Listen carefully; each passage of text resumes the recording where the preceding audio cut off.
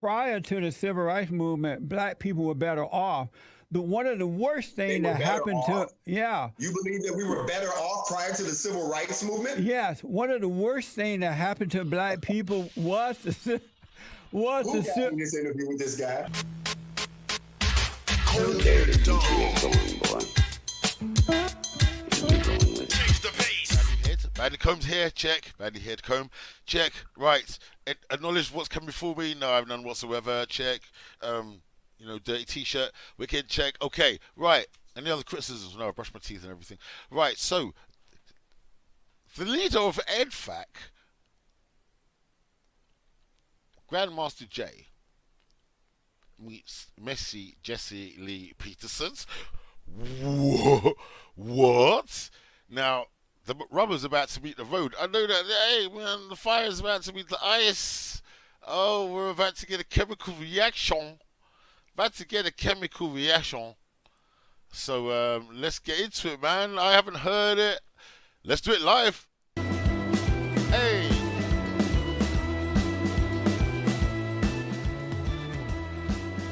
Okay.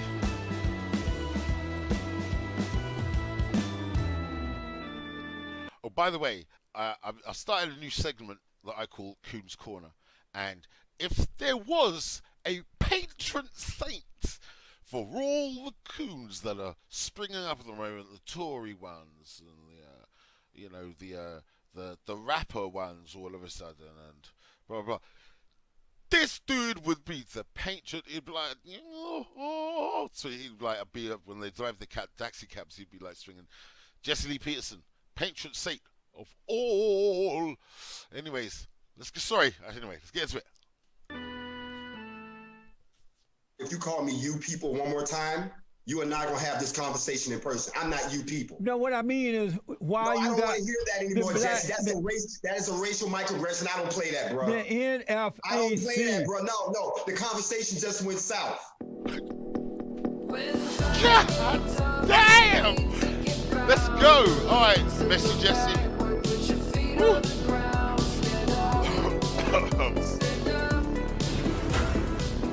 Welcome to the Father's Day. I am Jessie Lee Peterson. I have with me a very interesting guest today, Grandmaster J. He is the founder of NFAC, the Not Effing Around Coalition.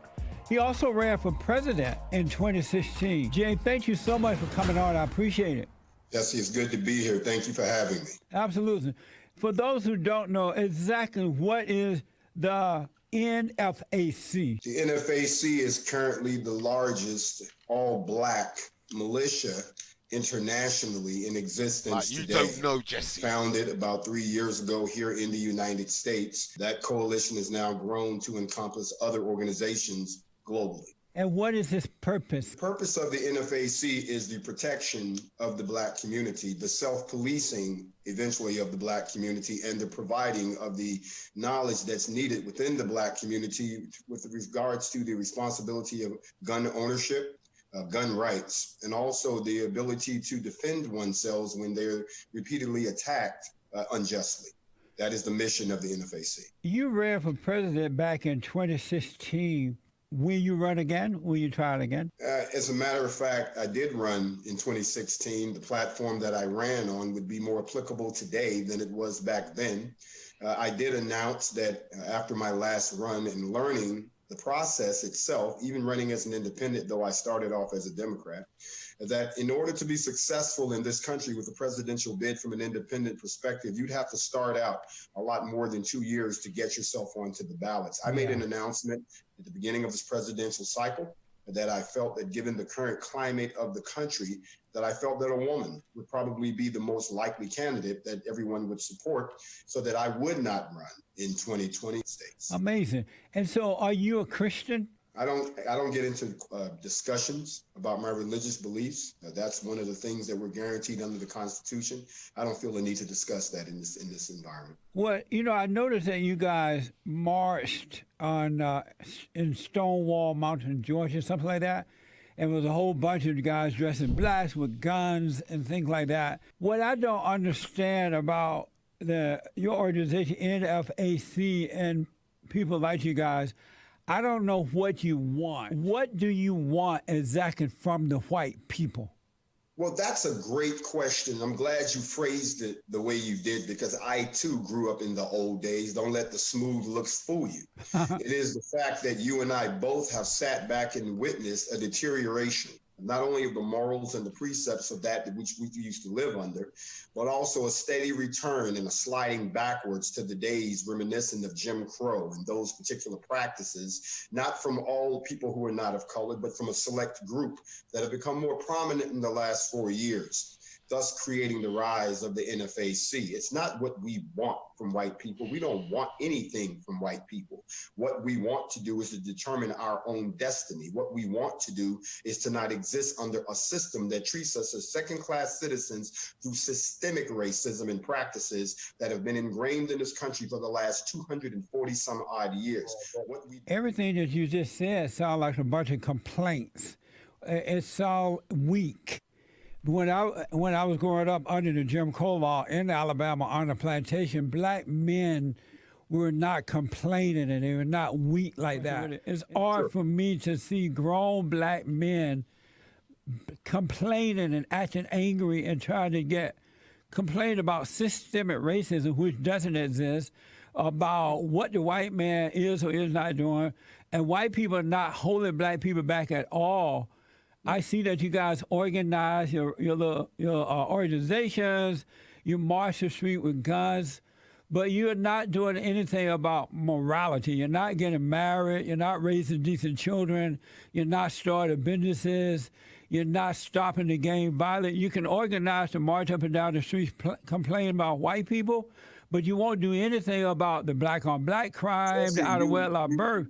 And that's the role of the men to lead the way. That's the role. I know, but let me just say, that's the role of lead. That's the role of leading the way for the black women. Why aren't you guys doing that? Why aren't you guys doing that? What is your question? Why aren't you guys, instead of running up and down the street and complaining about so-called systemic racism and all that, why aren't you as men leading the way for the black women and children? So first of all, let me answer your question. Number one, we haven't run up and down the street and done anything, so don't terminize us that way. Additionally, we haven't made a complaint about anything. Secondly, you shocked me that you haven't done your research about the NFAC. We are very deeply involved in gang reconciliation. But you just said systemic racism and all that. And that doesn't exist. I let you talk, sir. If two black men are going to sit here and have a conversation, then let's have a conversation. Respond to my question. I'm responding, but to cut me off while I'm talking is a form of disrespect that I don't tolerate. Go ahead.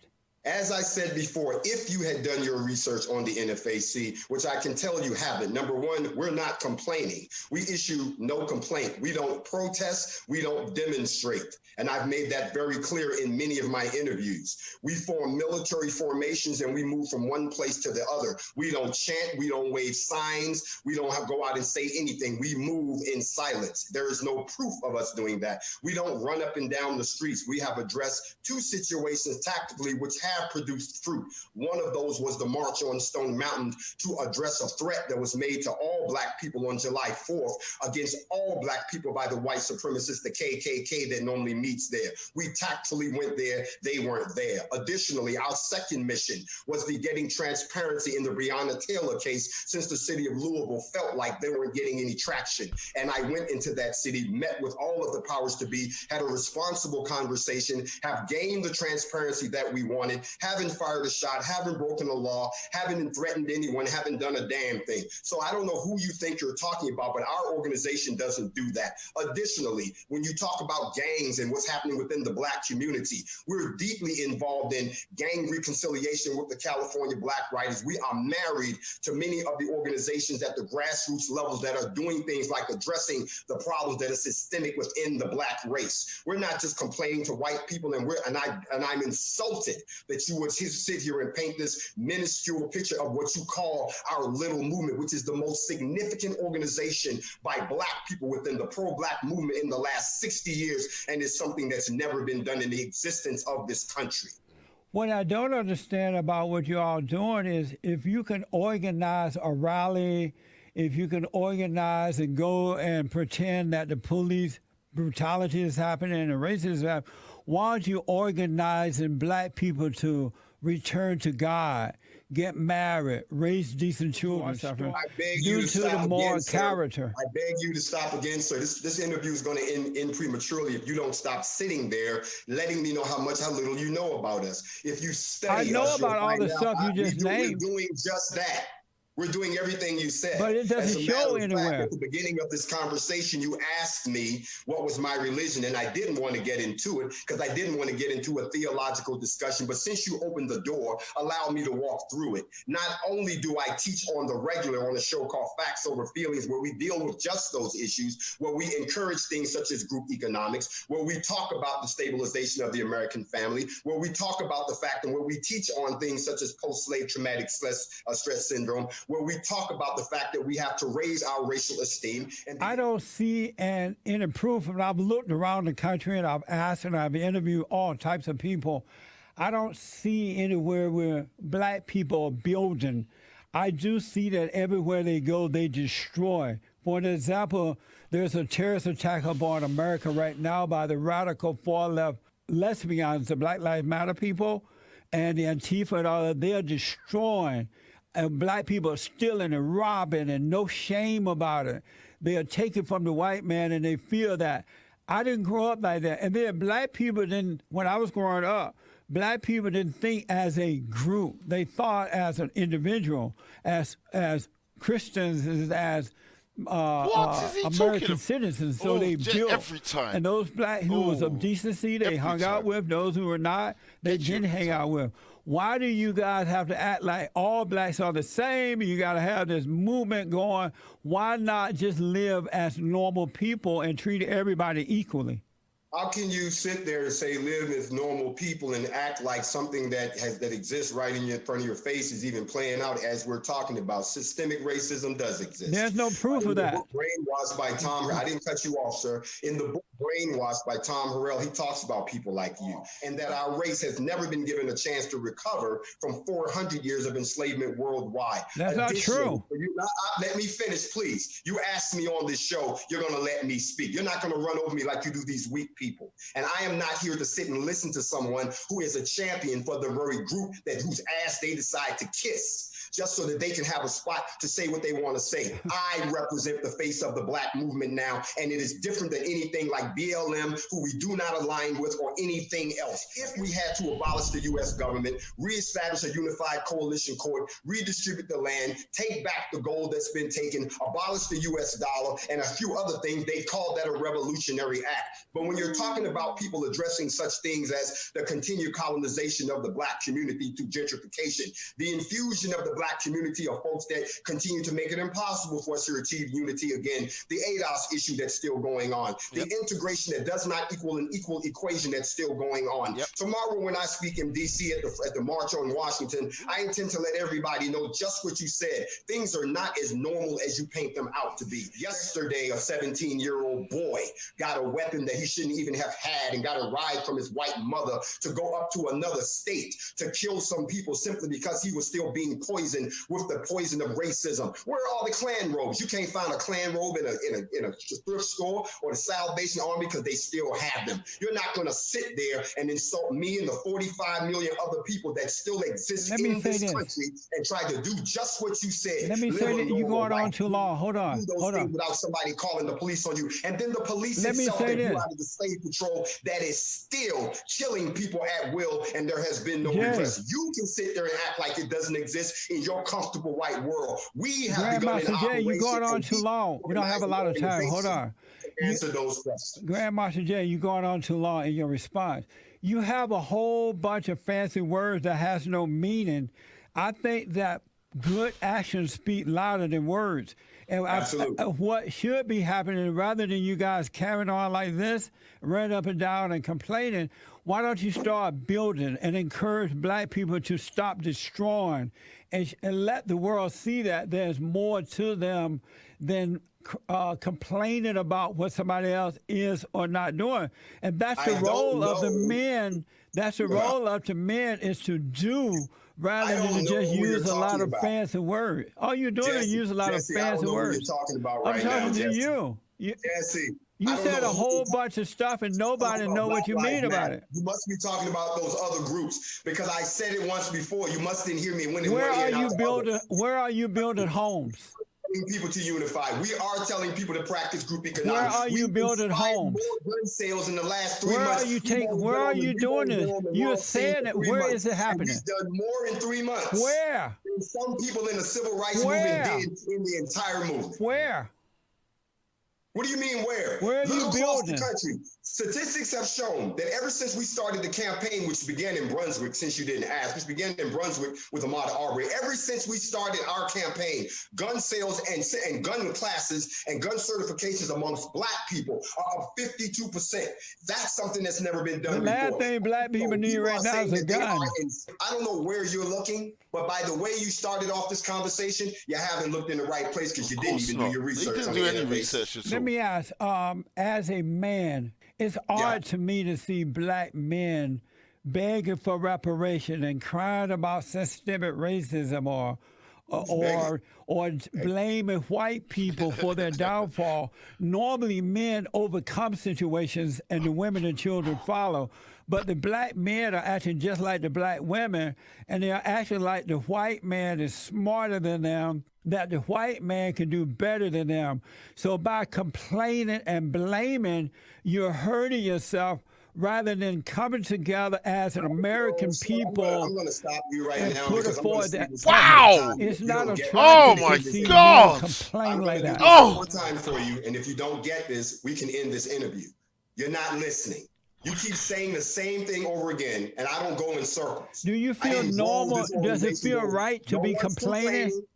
No one's blaming. You complain about systemic racism and you want reparations. No, we're not begging for reparations. You do want reparations. What the steps are to get reparations. The steps to get reparations, and I've taught on this, you can't pay reparations to a color. You can only pay reparations to a country. I've already taught on this, that Black people in this country need to stop asking for something that can't be paid to them in their current state. I've taught on this. I've told them that once you decide to declare yourself a sovereign, liberated country, then you can petition for reparations. So I'm not begging. We haven't begged for a damn thing because we haven't even taken the first step to put us in a position for Black people to get reparations. So no one's begging. Additionally, there's been no downfall here. You've seen the NFAC. We're fully equipped. We're well dressed. That's what throws me off. If you guys can dress up like that, veterans of this country, we are all people. I We're know not the people in the streets that you're talking about. We're the actual responsible homeowners, gun owners, and voters that got together under the Constitution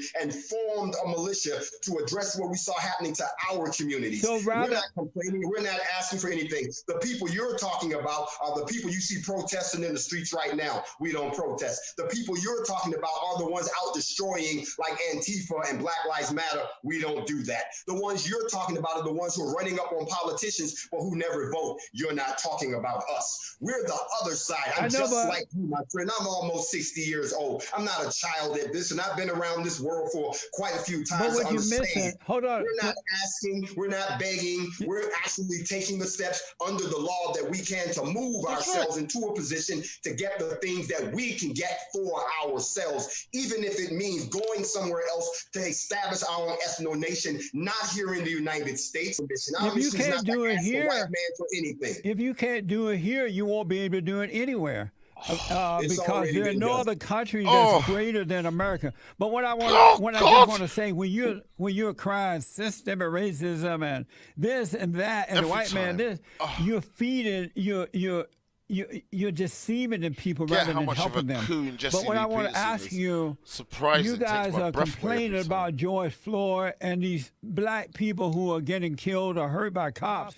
These people are putting their own lives on the line, but I never hear you people say that. You guys blame the cops, First of all, but you don't I'm going to say blame. this one last time. I don't know who your producers are, but if you call me you people one more time, you and I are going to have this conversation in person. I'm not you people. No, what I mean is why you got. I don't want to hear that anymore, Jesse. That is a racial microaggression. I don't play that, bro. The NFAC. I don't play that, bro. No. The conversation just went south. But what I'm trying to find. Like them. If you want, let's say you want to help me, you want to encourage me, right? Sit there and lie. Let me just finish that. Don't sit here and lie to another Black man. Don't do that. I know, but let me ask. You said, don't put words in our mouth. I never said any of those things you said, and we do go out and encourage those things. I'm actually lined up with you right now. Everything you're saying, we've actually done. But for you to sit here and say it as if it doesn't exist, you insult me and you insult my organization. So have you said out loud that George Floyd was a thug, he was a criminal, he was high? Let George Floyd be an example of what not to be. That's not what decent people do. Have you encouraged blacks in that way?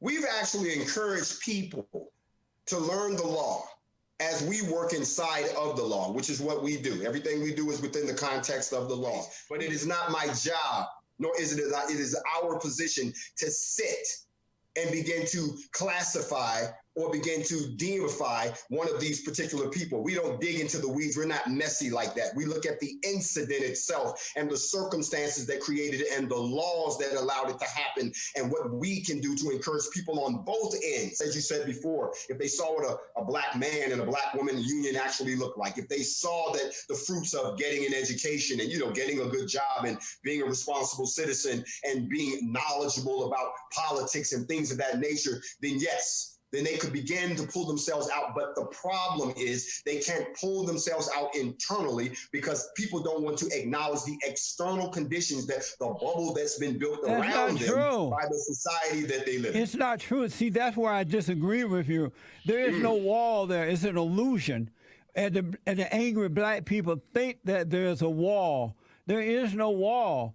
When I say angry black people. Yeah, when you're angry, when you're angry, when you're angry, there seems to be a wall there, but it's not. And it's abnormal for men to be angry. Let me just say this first. I disagree with you that black people.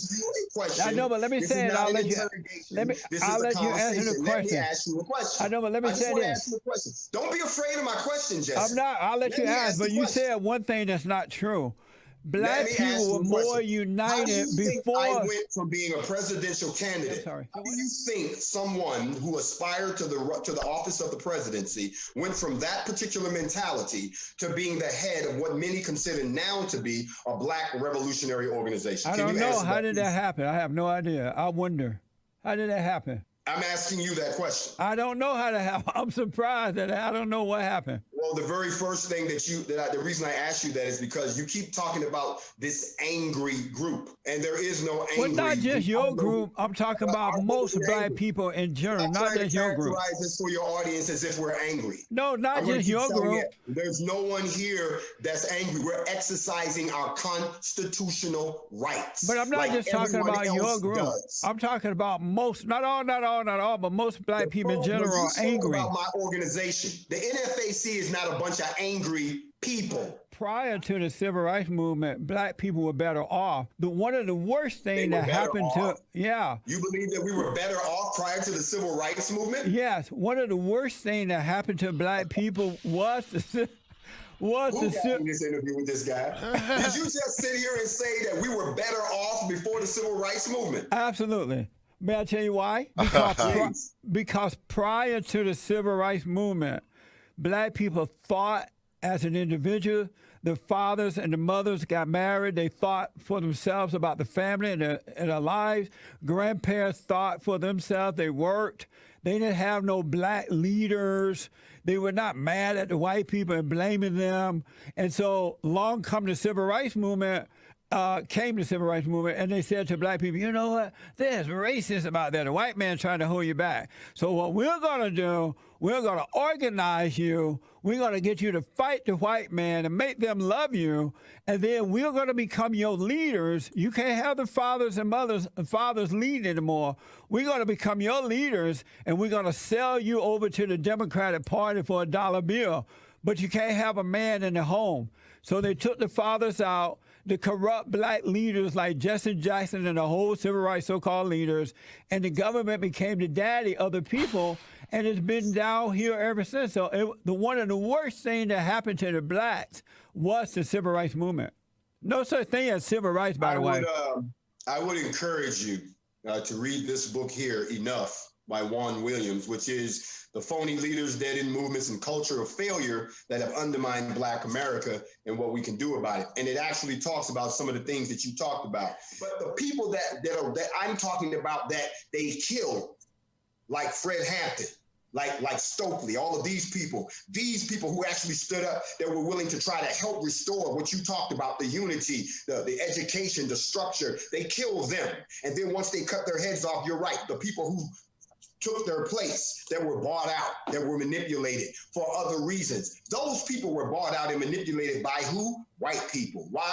Because you and I both know that the civil rights movement simply gave us the right, just like Malcolm said, to sit next to a counter or sit next to you on a toilet. But that was wrong. That should not have happened. There was no financial freedom given. There wasn't any redistribution of the wealth given. That should not have happened. There wasn't even an apology for 246 years of slavery. They don't owe us an apology.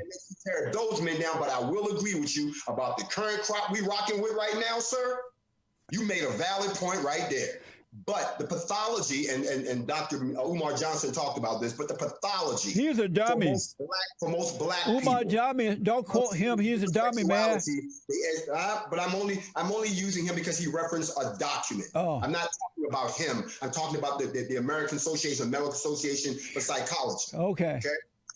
They said that the pathology for most blacks when it comes to homosexuality was born out of some form of trauma or abuse that happened to them at the hands of a family member or someone else when they were younger.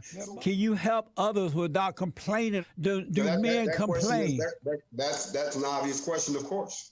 Then why don't you guys stop complaining about systemic racism and all that? Off this conversation again. I told you we haven't complained not one time. About when you say about systemic racism and the white people this and the slavery that. Just because I pointed out a fact is not a complaint. But that has nothing to do with the issues of black people today. And a man would never complain. It has everything to do with black people today, and that is why the NFAC exists. I got to ask you this. Do you love white people? I don't hate anybody. Do you love white people? I don't hate anyone. I love black people. Do you love white people? I love black people. Do you love white people? We're going a circle. I love black people. And I've told you, I don't hate anyone. Will you be voted for the Great White Hope this year? As I said before, we need to stop giving our votes away for free. You know who the Great White Hope is, all right? I don't know and I don't care. President Donald Trump. I don't care. Do you love him? You can ask me something else. Would you be voting for him? You can ask me something else. I got to put you on the hot seat. I need you to answer these questions. This seat ain't hot. There's no heat here. I've already told you. You can ask me another question. Who I choose to vote for is my constitutional right, and I can keep it to myself. Okay, I got to put you on the hot seat. I need you to answer these questions as quickly as possible. Oh my gosh. Jessie Lee is. Would you allow a white man to legendary. join the NFAC? Absolutely not. No. Is Black Lives Matter a domestic terrorist organization? I don't know. Who has more class? Sorry, I didn't hear that. Big Mama Michelle Obama or Melania Trump? I'm not qualified to answer that question. Is it better for kids to be raised by a single mother or a single father? Neither. They should be raised by both. Yeah. True or false? Black Lives Matter. Under the concept, Black Lives Matter. Are you going to take a coronavirus vaccination? I encourage you all to watch my YouTube, the Needle or the Bullet. I think you'll get your answer there. It's on YouTube. It's on my channel. Would you like to see Black Americans and white Americans come together as one? I would like to see Black Americans and white Americans come together equally. Can a person be moral without God? I would have to say no. Did you have fun? I enjoyed myself immensely. We got to do this again. Absolutely, man. I really thank you for taking on the hot seat. Tell the folks how to get your YouTube channel, whatever you're doing. Put it out there for them. Absolutely. You can always tune in to Facts Over Feelings or The Morning Mental. That's available on my IG channel at the official Grandmaster J. Or you can go to my YouTube channel at the real Grandmaster J. Or you can reach out to us at blacknfac.com by email info if you have questions or you wish to join but just want to learn more about the organization. Other than that, I'm readily accessible. You can also drop me an email if you want to get in touch with me, info@thegrandmasterj.com. Other than that, look for me in a city near you sometime real soon. Well, I really thank you for taking the hot seat on. Thank you for coming on. It was an amazing conversation. I definitely would love to have you back. Jesse, I truly enjoyed myself, and anytime I can sit down and build with a brother like yourself that puts me on the ropes, which is where I like to be, keeps me sharp, keeps me focused. Black man, I salute you. That's right. Thank you, man. And thank you all for tuning in. I absolutely appreciate it. Don't forget Patreon, all right, by hitting the description there. Thank you all so much, and let me hear from you. Jessie Lee Peterson, you are like, you know what? Every time I think, oh, it's Jessie Lee Peterson. Yeah, Jessie Lee Peterson. No, Jessie Lee Peterson's a coon. And then Jessie will say something that will just remind you exactly how much of a coon he is. And it just takes your breath away. Takes my breath away. Du-du-du. Oh, Jessie Lee. Whoa, there you have it. I mean, I thought it was going to be a bit more caustic than that, but clearly Grandmaster J is just like a cat with a mouse and playing with this silly little sellout turncoat bootlick. Step and fetch it. Traitorous. I think Jessie Lee Peterson's getting away with being old and doddery. He's trying to do the old doddery thing at the moment. And when he knows he's looking too exposed, he always falls back on black family values, which every black man is going to agree with. If I was going to do another top 10, oh my gosh, I could do a top 10 of coons I don't listen to, of which, Roland Martin would be up there near the top. Up near the number one probably would be this guy here. Woo! I mean, I might have to do another top 10. I don't know. If you want to see a top 10 of articulate coons that I listen to, because you have to listen to people to know what level of coonery is out there in the world. Who's having the ear of the white power structure? Believe it or not, these guys have the ear of the white power structure. So you got to know what they're saying, because they're getting resources to put into effect their mentality on the world, which obviously is detrimental to your family and the black structure. So yeah, man, I might do a top 10 of all the most dangerous coons that I listen to. Let me know in the chat if you want to see that. Ladies and gentlemen, peace. We can all play together. Yes? You ain't one of us, fam. I don't know what all the big fuss is about.